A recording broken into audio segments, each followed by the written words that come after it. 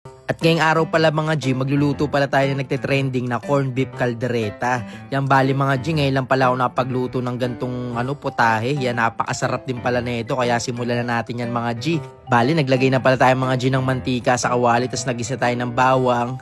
Yan, halo-halo, tapos sibuyas. Tapos halo-halo lang mga G hanggang sa maging okay siya. Tapos lagyan na rin natin ng sili. Bali, mas masarap nga talaga pagka maanghang talaga yung kaldereta. Tapos yan, pure foods pala gagamitin natin kasi buo-buo yung laman na ito mga G. Yan, medyo may kamahalan pero goods lang. Tapos halo-halo lang mga G. Bali, ito pala mga G, yung carrots patatas natin. Yan, pinrito na pala natin yan kanina. Di lang natin pinakita. Tapos halo-halo lang. Yan, mabilisan luto lang to mga G. Napakasimple. Tapos yan, tomato sauce. Yan, yung maliit lang, ubusin na natin yan. Tapos halo-halo lang. Siyempre, lalagyan natin ng Reno. Yan, baka sabihin nyo na naman, hindi na naman pwede yan ha. Timplahan natin ng paminta. Yan, ayun yung magpapasarap dun. Siyempre, peanut caldereta eh. May peanut talaga yung mga G. Tapos lagyan natin ng asukal.